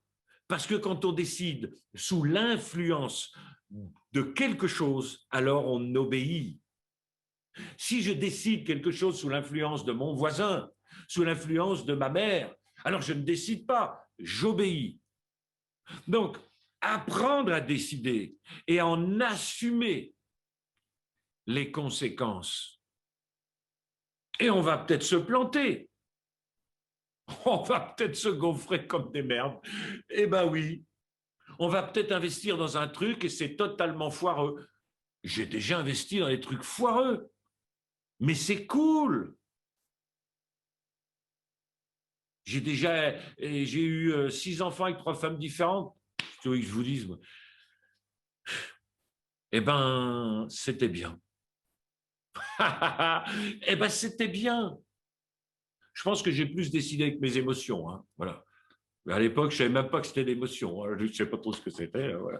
Mais c'est comme ça qu'on va aller la chercher, la confiance en soi. Arrêter de trouver la bonne émotion, arrêter de trouver le bon choix. Trouver le bon choix, c'est être influencé par le choix. Donc, c'est obéir au choix. Je vous parle de décider. Une femme qui est battue par son mari, elle n'a pas le choix. Il la menace peut-être. Et pendant longtemps, elle va dire, je n'ai pas le choix. Et un jour, elle va décider. Alors que franchement, ce qu'elle fait ne correspond à absolument rien de rationnel dans sa machine à calculer les choix, c'est-à-dire dans le logiciel à choisir. Pourquoi est-ce que quelqu'un, à un moment donné, quitte son travail et va élever des moutons? C'est quand même pas un choix raisonnable. Non, mais parce que je l'ai décidé. Pourquoi est-ce qu'à un moment donné, je décide de faire telle conférence? Je l'ai décidé. C'est pas un truc émotionnel. Pourquoi est-ce que je décide certaines choses? C'est parce que ça me plaît. C'est parce que j'aime ça. Parce que ça correspond à mon désir intime, profond. C'est le mien. C'est le mien. Et je décide en fonction des choix, en fonction du sens. Quel sens je veux donner à ma vie? Pourquoi je fais aussi ces conférences? Parce que je suis un homme politique et j'estime qu'on doit faire contribuer pour que les gens aient plus confiance en eux, qu'ils soient moins en train de décider sous influence, c'est-à-dire d'obéir, qu'ils aient plus de temps pour eux, qu'ils développent cette liberté d'agir parce qu'ils ont compris qu'ils doivent agir pour avoir de la confiance et non pas avoir de la confiance pour un jour, mon Dieu, agir, Allah, Bouddha, tout ce que vous voulez. Tu le bosses ton truc ou tu ne l'as pas. Tu ne peux pas être musclé avant d'aller à la salle de sport, sauf si dans toute ta vie, tu as eu beaucoup d'activités physiques. Mais sinon, c'est mort. Alors, ce que je voulais conclure, j'ai encore plusieurs trucs, mais ce n'est pas grave. Je dirais en résumé assez rapidement, ce qui nous aide à développer de la confiance en nous. Et ça vient du livre effectivement de Charles Pépin. Moi, ça m'a sauté à la figure et je me suis dit, mais qu'est-ce que c'est juste? Et je me suis rendu compte que c'est ce que je fais depuis des années. Nous ne sommes pas des homo sapiens, nous sommes des homo faber. Faber dans le sens de faire. Pourquoi j'achète toujours des voitures en panne? Parce que j'aime les réparer. Pourquoi est-ce que j'ai fait ma maison? Parce que j'aime ça, parce que j'aime commencer quelque chose, faire quelque chose et finir quelque chose. Quand je pense à mes amis qui ont rénové leur belle maison du Conquet, eh bien, je m'imagine le soir où ils ont dit chantier terminé. En plus, ils adorent le bon rhum, et puis croyez-moi qu'ils sont bons pour le choisir. Ils ont dû se dire, ben ça c'est fait, ça a de la gueule, on est content, on est fiers de nous. Et ça donne de la confiance. Donc l'idée, c'est que pourquoi est-ce que des gens quittent un boulot qui est très bien payé? Je me souviens d'un gars qui est parti habiter dans le sud, il était trader, il est venu faire une formation ici et il est parti habiter dans la campagne. Et il fait du bois, et il fait tout un tas de trucs. Il dit, ça y est, je revis, je recommence à avoir confiance en moi parce que je fais de mes mains. C'est-à-dire que j'imagine quelque chose dans ma tête et les mains étant le prolongement du cerveau, eh bien en fait ça met en marche mon être entier. J'ai pensé, j'ai conçu, j'ai réalisé quelque chose. Cette semaine, j'ai encore changé sur la voiture de ma fille un injecteur sur sa voiture. Moi, j'adore faire des trucs comme ça, changer les injecteurs, machin. Enfin, j'adore la mécanique, j'adore le bricolage. J'ai installé encore un truc de réglage de panneaux solaires et tout. Pourquoi? Parce que je m'éclate là-dedans. Et qu'on ne vienne pas me dire. Et je peux, devant 500 personnes, dire je suis un excellent bricoleur. Et la semaine dernière, j'ai fait une terrasse de 12 mètres carrés avec un très bel escalier tout doux. Parce que je m'éclate à faire ça. Alors, vous allez me dire, bah oui, mais Daniel, tu bosses quand, toi? Et je dis, mais ça sert à quoi de bosser, de partir à l'aventure, si tu ne te construis pas à l'intérieur, si tu ne te développes pas à l'intérieur. Donc, s'il y a quelque chose qu'on doit comprendre pour nous et puis pour nos enfants, c'est de leur faire des choses du début jusqu'à la fin, leur faisant confiance pour ce qu'ils savent faire, les soutenir pour ce qu'ils sont en train d'apprendre et les aider pour ce qu'ils ne savent pas encore faire. Je me souviens un jour, Lulu, mon fiston, il avait 6 ans peut-être. Et vous allez voir comment la confiance est importante aussi quand elle vient de l'extérieur. Et j'étais en train de trimballer de la terre avec mon tracteur et tout ça. Et puis, j'avais des biquettes à l'époque, et à chaque fois que je passais, elles se barraient. Donc, je dis à Lulu, empêche-les de sortir avec un bâton. Oh ben, tu parles, je passe, lui, il était là avec son bâton, et il s'est fait défoncer. Oh ben, les biquettes, elles sont parties. Donc, j'ai dit, OK, ça ne va pas ce que je fais. Donc, je suis allé voir Lulu, je lui ai dit, écoute, écoute-moi bien. J'ai vu en toi un grand gardien de troupeau. Il m'a dit, ah, j'ai dit oui. Et là, il s'est mis à l'entrée, un ninja.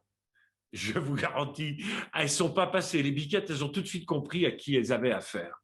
Et puis, le soir ou le lendemain, quand je l'ai ramené chez sa maman, il me dit, papa, je dis, ouais. Il me dit, est-ce que tu pourrais me redire que je suis un grand gardien de troupeau? Et je dis, Lulu, tu es un grand gardien de troupeau. Ah, il était content. Mais en fait, c'est à la fois une mission. Il avait quelque chose à faire du début jusqu'à la fin. Et puis, ben, moi qui suis porteur de sécurité, eh bien, j'ai aussi validé tout ce qu'il avait fait. Dernier point, si on veut, et ça c'est ma compréhension à moi, Daniel, il n'y a pas longtemps, enfin, il y a un petit moment, mais j'ai un petit peu ratatouillé, c'est la notion de rôle. La vie nous offre des rôles. Et nous avons le droit aussi, nous, de construire les rôles qu'on veut. Par exemple, moi, les rôles que la vie m'a donnés, ben, je suis fils de mes parents. Aujourd'hui, mon papa est décédé, mais j'ai toujours ma maman. Et j'ai compris que j'avais deux attitudes possibles avec elle. Soit j'étais dans ma personnalité, c'est-à-dire ma compétence, tout ce que je connais, hein, voilà, avec mon petit côté rebelle, moitié complotiste et tout ça, en disant hey, maman, attention, ne te fais pas vacciner, hein, sinon tu vas être fluorescente. Alors, donc, non, elle n'a pas besoin d'entendre ça, ma maman. Elle a besoin, en fait, que son fils soit un fils. Et moi, j'ai commencé à étudier le rôle de fils. C'est quoi un rôle de fils?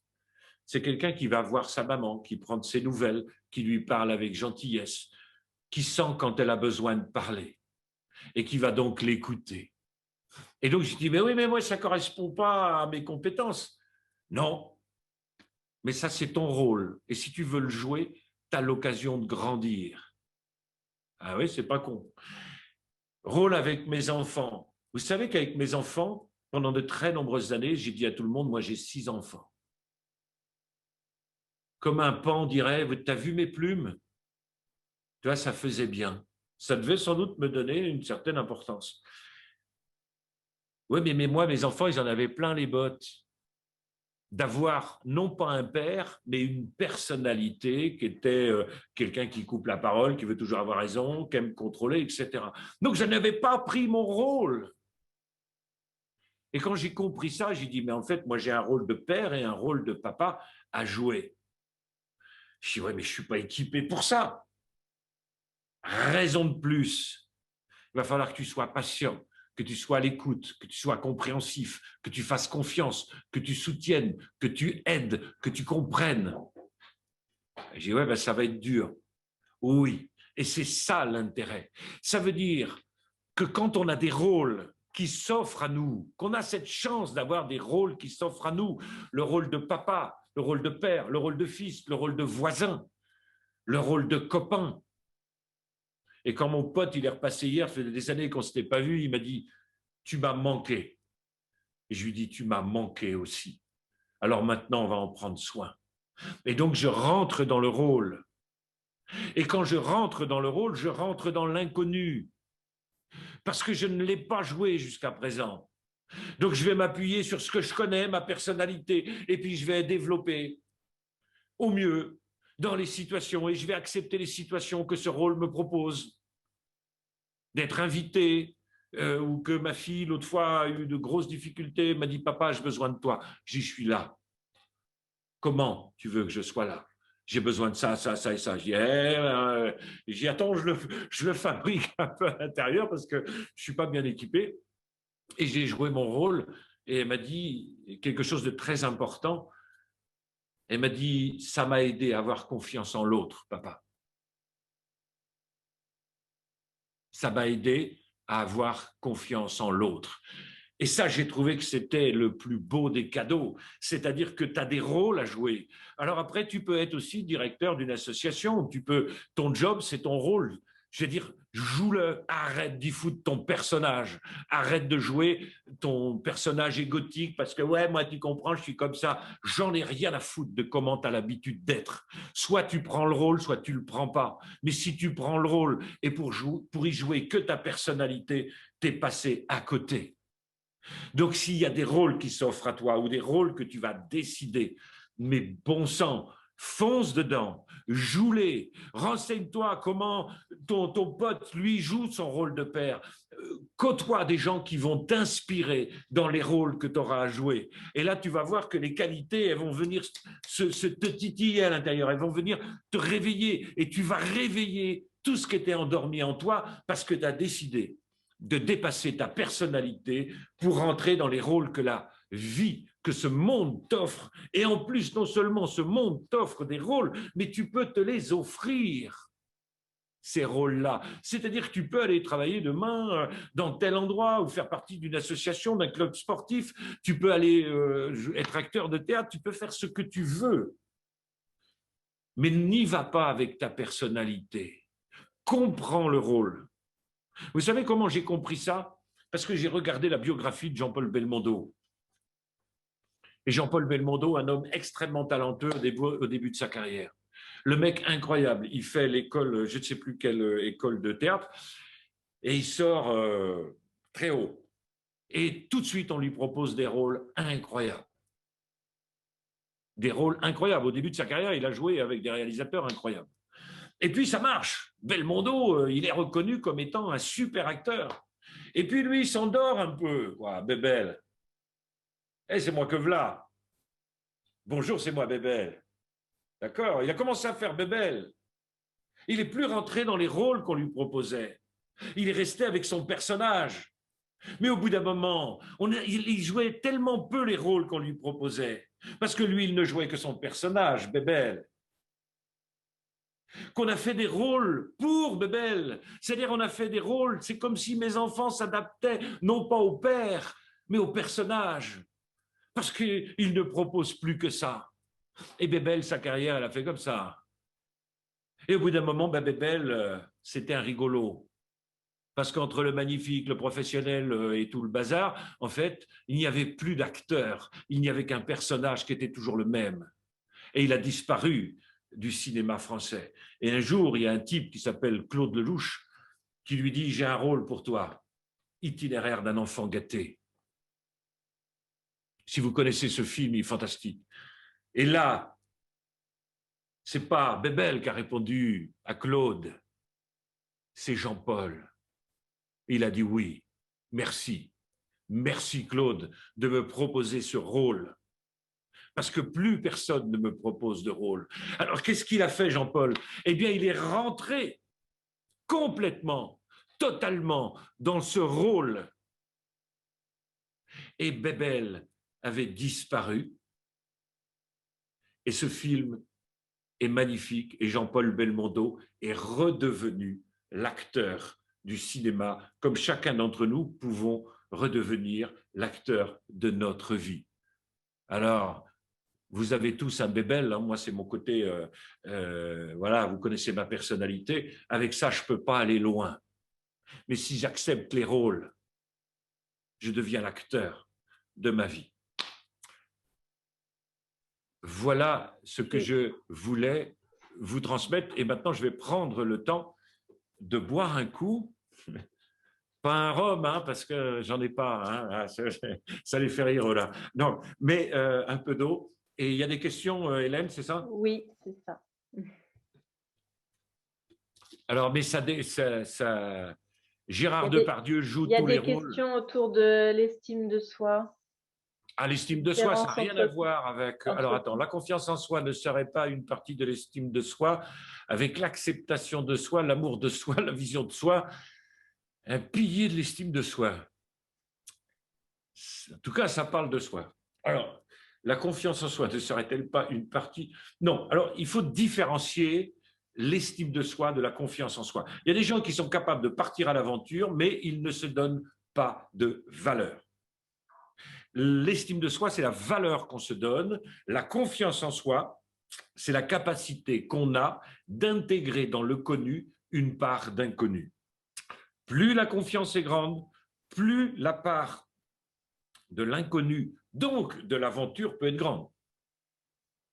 L'acceptation de soi, l'amour, estime de soi, amour de soi, c'est pareil. La vision de soi, oui. Est-ce que la vision de soi, est-ce que moi, je suis ma personnalité ou je suis mon identité? Vous savez, il y a 4 choses dans mon modèle du monde. Le rôle, la personnalité, l'identité, la singularité. La personnalité, c'est un petit morceau de mon identité, c'est ce que je montre aux gens, quoi, hein, c'est ce que je trouve acceptable. Les rôles, c'est ce que la vie me propose. Rôle de père, par exemple.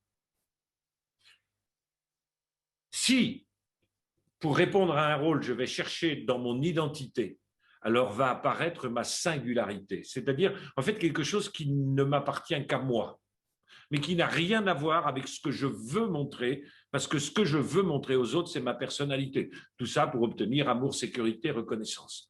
Donc, dans mon identité, j'y ai construit ma personnalité, et quand j'accepte de sortir de ma personnalité pour rentrer dans les rôles, alors je rentre pleinement dans mon identité et apparaît ma singularité. On pourrait dire que Depardieu, moi je le vois là-dedans. Voilà, Gérard Depardieu joue tous les rôles, mais bien évidemment, c'est pour ça que c'est un acteur absolument génial. Je sais toujours que c'est Depardieu, mais je suis complètement hypnotisé par le rôle et le personnage du rôle. Hein. C'est waouh, quel talent. On pourrait dire qu'un mec comme Bakri, il était un peu coincé dans sa personnalité, quoi. Il fallait des rôles sur mesure. Hein. Il a du mal un peu à rentrer dans des rôles plus grands que sa personnalité, puisque c'était le grincheux, quoi. Donc voilà. Donc, si on est, c'est ça le problème. Quel conseil donnerais-tu pour se reconnecter avec l'essence? Coton-tige, mouchoir, lunettes. C'est un boulot de tout le temps, quoi. Écouter de la musique. En fait, c'est pas justement. On a parlé tout à l'heure, et merci à la personne qui a parlé de la conscience, hein, où je parlais de présence. Et elle parlait de… Pleine conscience. Pleine conscience. Bon, voilà. Eh bien, ça n'est pas simplement entendre, mais c'est écouter. Ça n'est pas simplement voir, mais c'est regarder. C'est-à-dire avoir une action volontaire. Lorsqu'on regarde un tableau, on le regarde. Lorsque je sais que Élodie est photographe, quand elle fait des photos, moi je connais ses photos, eh bien, je pourrais les voir. Ah, mais j'ai vu les photos d'Élodie. Non, j'ai regardé les photos d'Élodie. Vous voyez? Donc, on peut manger et on peut déguster. On peut boire du vin et on peut être gourmet. Donc, c'est un entraînement. Je pense à Hélène qui est réflexologue et aussi qui fait des massages. Il y a des gens, en fait, ils vont se faire masser eh bien, pour se reconnecter à leurs sensations. Et comme tu disais il n'y a pas longtemps, ben aujourd'hui, il y a eu plein de gens en fait qui ont pleuré cette semaine, voilà. Et parce que, ben, en fait, ça va les toucher. Et en fait, ce contact extérieur, eh bien, ça va ouvrir quelque chose, toucher, révéler quelque chose à l'intérieur. Donc, c'est un entraînement. Alors, comment distinguer confiance en soi et ego? Euh, L'ego a pas confiance. Le soi est plus grand que l'ego, bien évidemment, puisque le soi, on va dire que c'est l'identité, l'ego, c'est le personnage. L'ego n'a pas confiance en lui, il a confiance en sa compétence, c'est-à-dire en son personnage. C'est pour ça qu'il le met partout. Moi, mon personnage rebelle et complotiste, avant, il sortait partout. Hein. Ah, je pouvais aller n'importe où. Je rencontrais un directeur, je dis hop, hop, hop, hop, hop. Ah, je me suis grillé de partout. Donc, parce que en fait, j'avais confiance en mon ego. Moi, je pensais qu'avec lui, qu'il pouvait me sauver la vie. Je ne pensais pas que je pouvais me mettre dans une situation plus grande que mon ego et que quelque chose de moi allait sortir. Ah ça, moi j'ai trouvé ça, mais ça m'a fait développer une croyance que j'aime beaucoup et qui existe dans mon système, c'est tout ce dont j'ai besoin va se présenter à moi. Et c'est une croyance qui est aidante, puisque là, quelles que soient les questions, en fait, j'ai aucun stress à être devant vous, parce qu'on va... parce que va émerger de toute façon quelque chose d'intéressant de par la rencontre de cette question avec moi et de par ma rencontre, moi, avec vous. Alors, une question par rapport à ça, Daniel, utilises-tu ton intuition pour décider? Peu ou souvent. Faire confiance à son intuition, cœur, c'est sympa. Oui, je pense que j'utilise beaucoup mon intuition. Je suis un très bon calculateur. C'est-à-dire que je sais très bien choisir, donc fabriquer des choix, et je sais en même temps décider. J'ai pris beaucoup de décisions dans ma vie et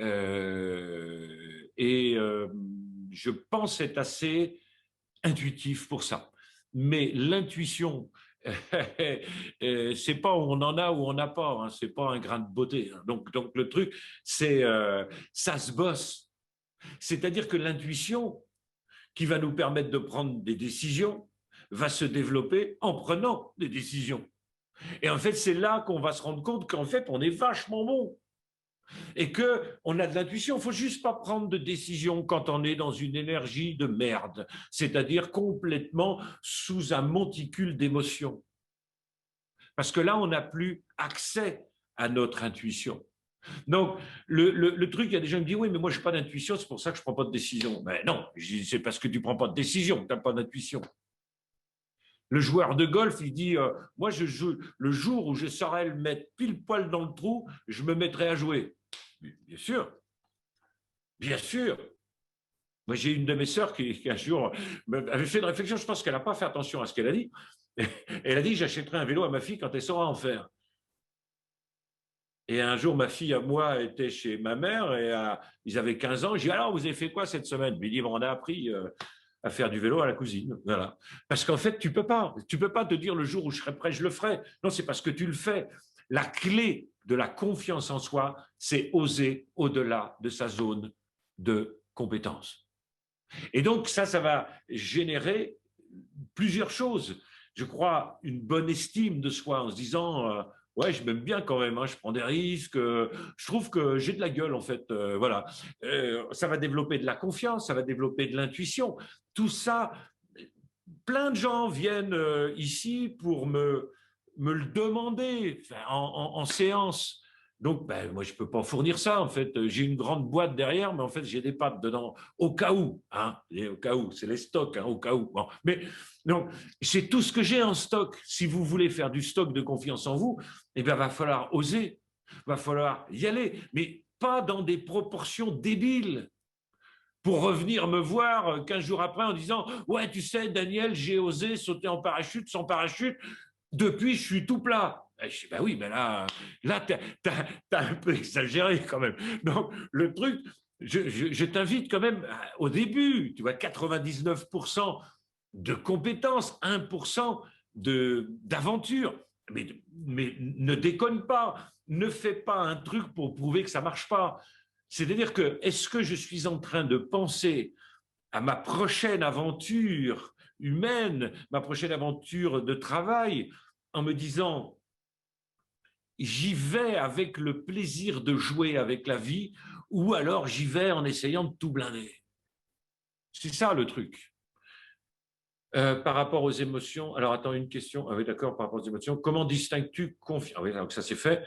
La réaction empêche d'écouter son intuition. Oui, oui, oui, oui, oui, oui, oui, oui, oui. Apprenons à mettre un temps entre nos émotions et nos réactions. Les réactions, ça appartient au passé, ça appartient au connu, ça appartient à notre système de compétences. On est compétent. Voilà, tu me dis, ouais, je sais pas, tu me dis, j'aime pas ta veste, ah, t'aimes ta gueule. Ouais, ça y est, c'est parti, j'ai une réaction, ça m'a fait du bien, les émotions sont équilibrées, très bien. Ça produit quoi? De la merde. Donc, ce qui va être intéressant, oui, c'est de créer un espace entre le moment où je ressens une émotion qui m'invite à réagir, ben là, je vais créer un espace entre les deux. C'est un espace de vide. Ça, c'est une aventure.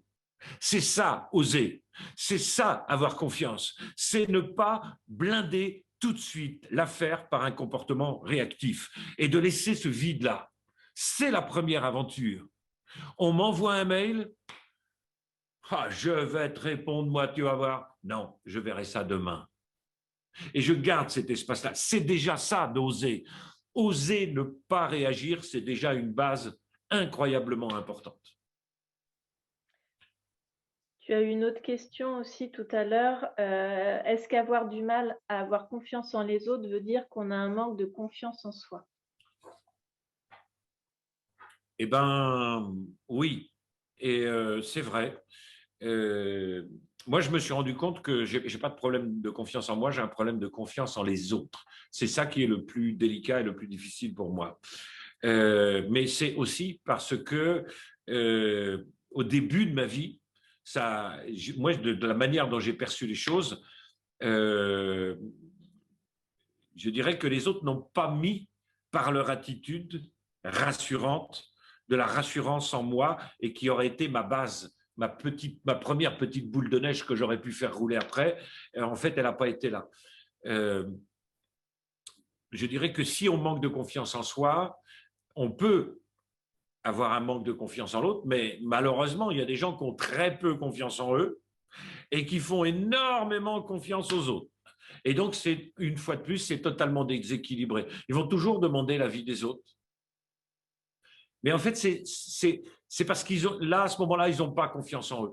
Donc, de toute façon, on va se rendre compte que pour bosser la confiance en soi, on va oser faire des choses pour soi, oser aller à l'aventure des autres et d'apprendre à avoir confiance en l'autre. Et c'est pas un petit chemin, hein, c'est vrai. Je ne sais pas si j'ai répondu, je ne suis pas sûr.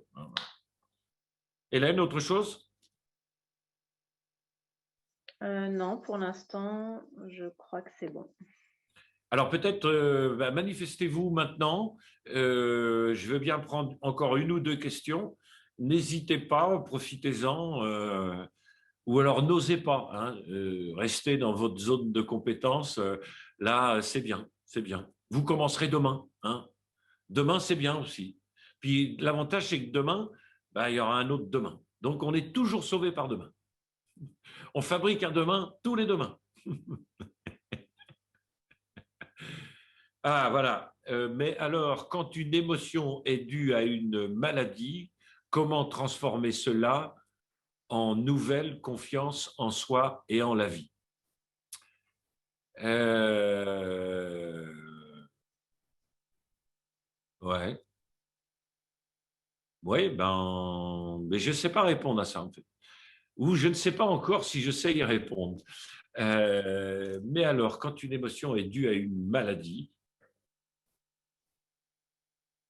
ça, c'est la relation qu'on a. Alors est-ce que la maladie, c'est le fait de générer cette émotion ou est-ce qu'on a une émotion parce qu'on est malade? C'est pas du tout la même chose. Est-ce que c'est une maladie émotionnelle ou est-ce que en fait on a une émotion? Ça, c'est notre relation avec nos émotions, c'est l'importance qu'on leur donne. Après une maladie. Ouais, ben, je ne comprends pas ce que ça veut dire, hein, après une maladie.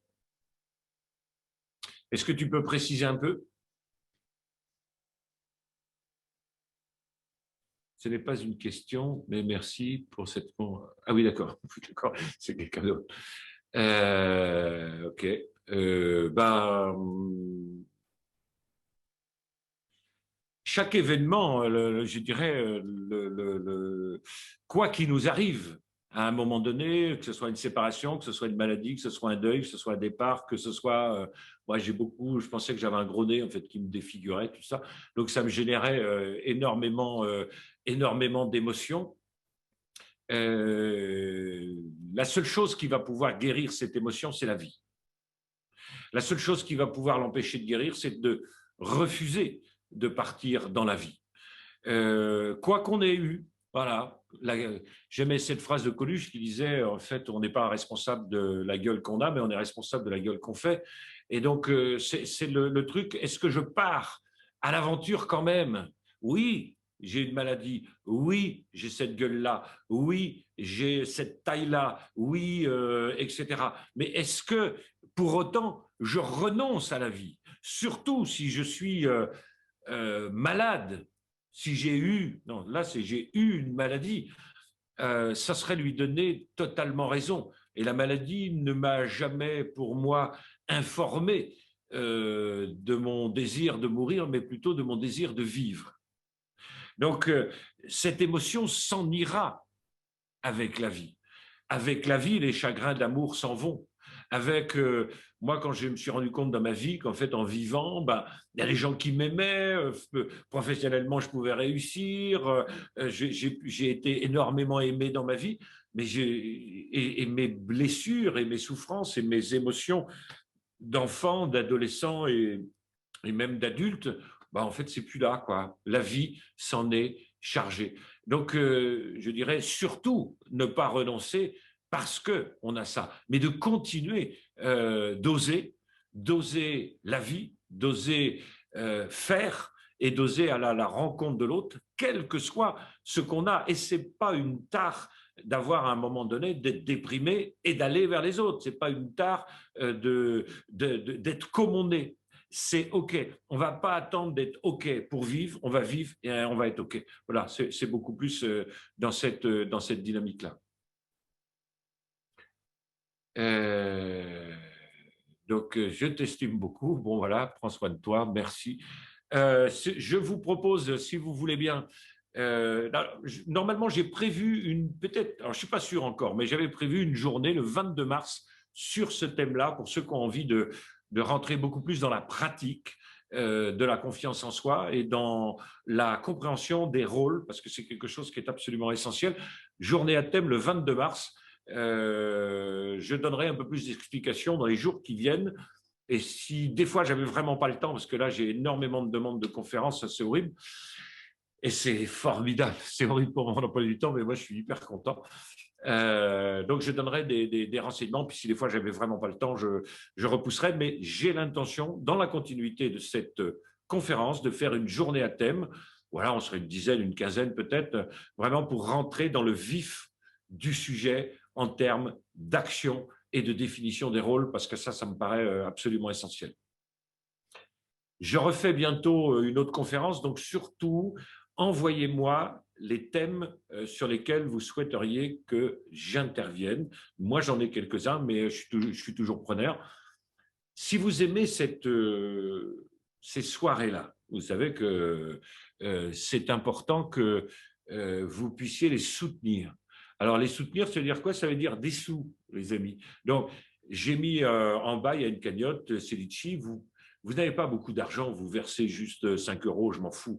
Mais ça permet, moi, de dégager du temps ensuite pour pouvoir travailler mes sujets et vous présenter ça le mieux possible. Et quand je prends un bouquin, je le lis 4 fois, 5 fois, alors qu'en général, j'en lis beaucoup quand je prépare des thèmes pour structurer ma pensée. Ensuite, il faut du temps pour mettre ça en lien avec mon expérience, de manière à ne pas vous sortir une théorie absolument déconnectée de la réalité. Donc, c'est un long travail. Si vous soutenez ce travail-là, ben, moi, ça m'arrange. Et ça me permet de continuer de vous proposer régulièrement ces soirées parce que moi, j'adore ça, j'aime ça et je crois que c'est utile. Donc voilà, je voulais vous remercier vraiment du fond du cœur d'avoir sacrifié une soirée pour être là. J'ai adoré ce moment-là et sur ce sujet-là et avec vous. Donc je vous salue et je vous dis à très bientôt les amis. Ciao, ciao, ciao, ciao.